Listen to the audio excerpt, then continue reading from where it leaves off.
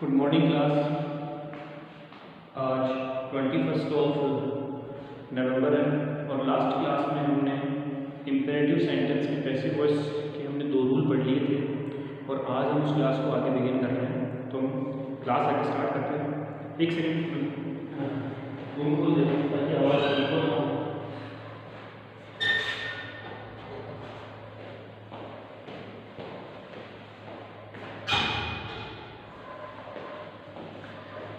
Yes class, अब देखिए last class में हमने 2 रूल्स पढ़ लिए थे।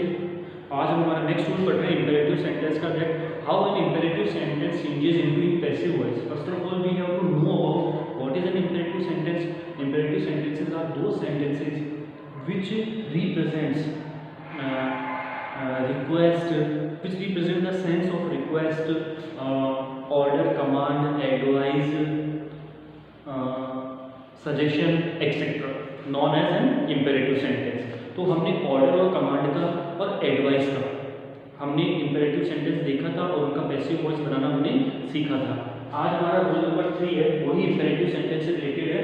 देखिए, if an imperative sentence starts और एंड विद प्लीज और काइंडली, अगर एक इम्पेरेटिव सेंटेंस की शुरुआत या अंत, अगर एक इम्पेरेटिव सेंटेंस की शुरुआत या अंत प्लीज या काइंडली से होता है, अगर एक इम्पेरेटिव की शुरुआत या अंत प्लीज या काइंडली से होता है, तो ऐसा इम्पेरेटिव सेंटेंस किस चीज को शो करता है? रिक्वेस्ट के सेंस को शो करता है। किसके सेंस को शो करता है? रिक्वेस्ट के सेंस को शो करता है। अगर कोई इम्पेरेटिव सेंटेंस की शुरुआत या उस इम्पेरेटिव सेंटेंस का अंत प्लीज या काइंडली से होता है, तो ऐसा इम्पेरेटिव सेंटेंस रिक्वेस्ट के भाव को शो करता है और ऐसे इम्पेरेटिव सेंटेंस की पैसिव वॉइस हम इस तरीके से बनाएंगे। इस तरीके से बनाएंगे, क्या लिखा हुआ है? You are requested to plus rest words except please और काइंडली। मतलब हमें क्या लिखना है? यू आर रिक्वेस्टेड टू और प्लीज और काइंडली को छोड़कर बाकी जो भी चीज लिखी हुई है उसको एज इट इज लिख देना है। समझ में मेरी बात? एग्जाम्पल देखते हैं। देखिए, please give me a book, ये एक्टिव वॉइस का है। अब please give me a book, अगर कोई इम्पेरेटिव सेंटेंस प्लीज या काइंडली से शुरू होता है या अंत होता है तो रिक्वेस्ट के भाव को बताता है, हमने देख लिया। और ऐसे इम्पेरेटिव सेंटेंस का पैसिव वॉइस हम कैसे बनाएंगे कि प्लीज और काइंडली को छोड़कर इसके पहले क्या लिखना है? यू आर रिक्वेस्टेड टू और एज इट इज, ये लाइन हमारे को ये देखिए, जैसे you are requested to give me a book, give me a book, you are requested to give me a book। एक एग्जांपल को देखते हैं। kindly post this letter, kindly post this letter. अब इसका पैसिव वॉइस कैसे बनेगा? Kindly को हटाने के लिए लिख देंगे you are requested to post this letter, post this letter. ठीक है, समझ में आया?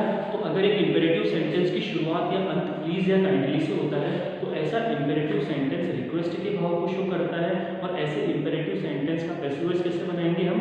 हमें क्या लिखना है? प्लीज और काइंडली की जगह पे हमें क्या लिखना है? यू आर रिक्वेस्टेड टू और बाकी शब्द एज इट इज लिखने हैं प्लीज और काइंडली की जगह। ठीक है, अब इसका स्क्रीनशॉट लीजिए।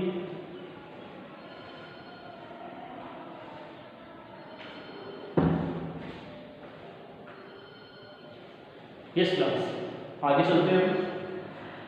ठीक है, ताकि कंप्लीट हो हमारा आगे का क्वेश्चन भी।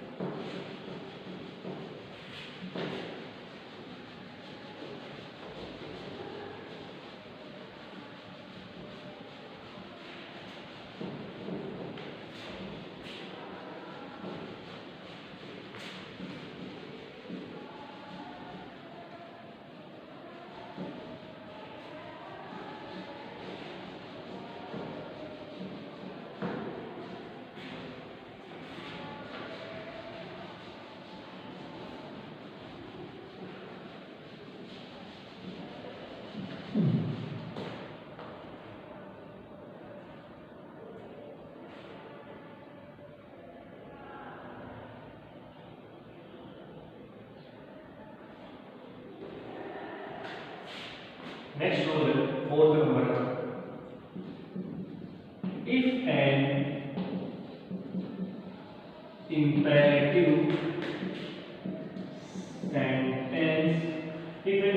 sentence starts with let,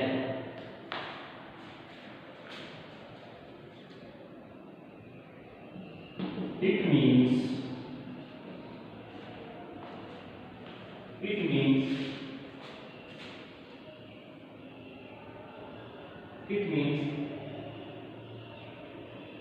if an imperative sentence starts with let, then it means if it follows the following structure in active voice,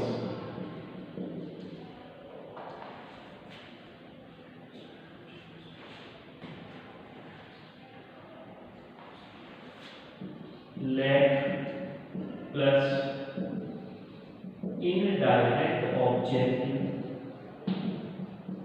plus main verb की first form plus direct object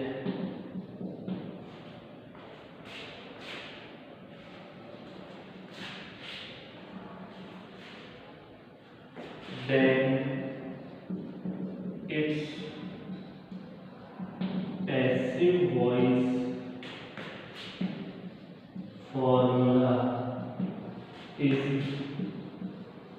following below. Let plus direct object plus be plus main verb की third form plus by plus indirect object.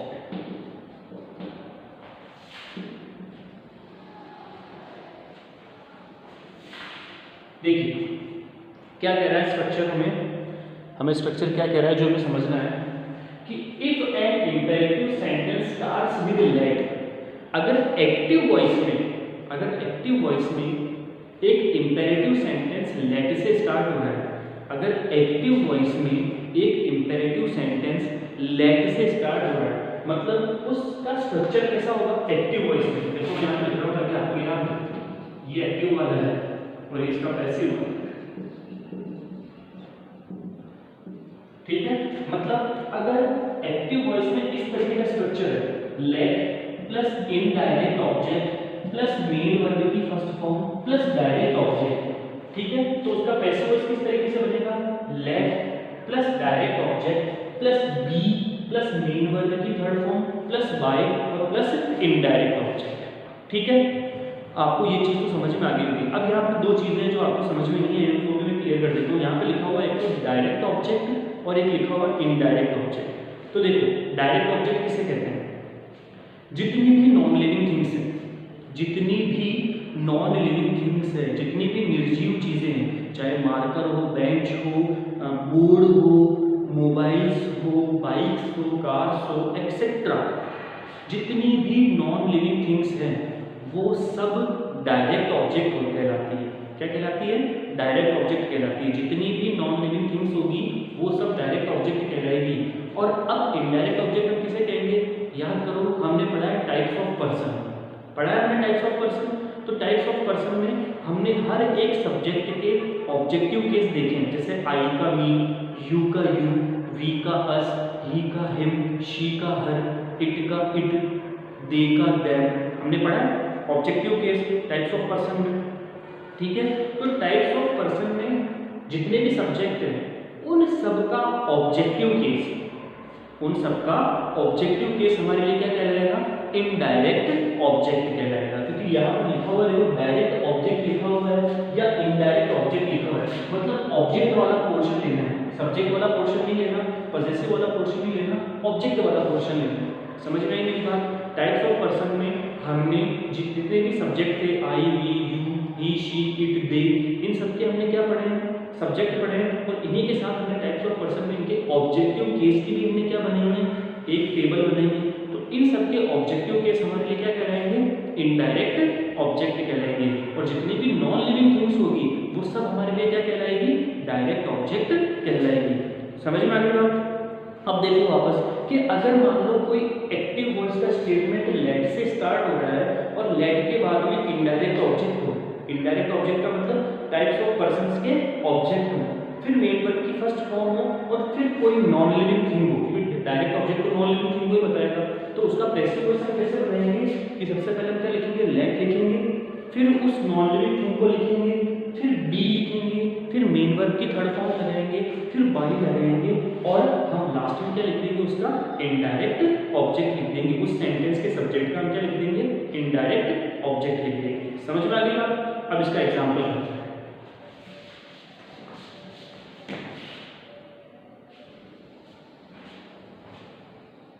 देखिए example, देखिए example करते हैं। Let me do this work, let me do this work. देखो late indirect object हमने क्या बताया? Types of person का। तो देखो मी किसका ऑब्जेक्ट होता है? आई का। तो ये हमारे इनडायरेक्ट ऑब्जेक्ट होता है। मेन वर्ब की फर्स्ट फॉर्म क्या है? डू। और डायरेक्ट ऑब्जेक्ट क्या है? This work. कोई भी काम हमेशा क्या हो सकता है? कोई भी काम हमेशा क्या होगा? हमेशा नॉन लिविंग ही होगा। समझ में आई मेरी बात? तो अब इसका पैसिव वॉइस किस तरीके से बनाएंगे? लेट डायरेक्ट ऑब्जेक्ट क्या है? This work, let this work be. Do की थर्ड फॉर्म होती है done, do did done, done. याद रखो यहाँ पर डू प्रेजेंट इंडेफिनिट की हेल्प वर्ब नहीं है, यहाँ पर डू मेन वर्ब है, ठीक है? तो इसकी थर्ड फॉर्म होती है डन।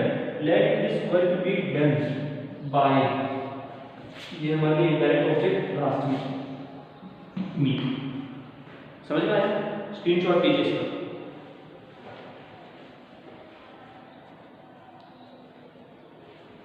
एक एग्जांपल एक और कर लेते हैं। देखिए let her sing a song, let her sing a song. अब देखिए let her sing a song मतलब बनेगा इसी तरीके से, लेट अ सॉन्ग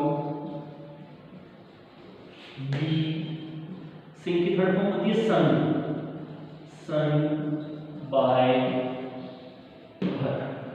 स्क्रीनशॉट लीजिए इसका।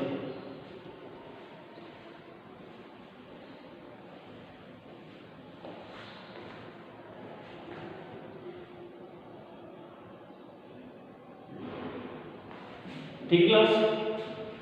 ठीक है, तो क्लास आज के लिए हम सिर्फ इतना ही पढ़ेंगे, बाकी का हम पढ़ेंगे हमारे नेक्स्ट क्लास में। तब तक के लिए थैंक्स।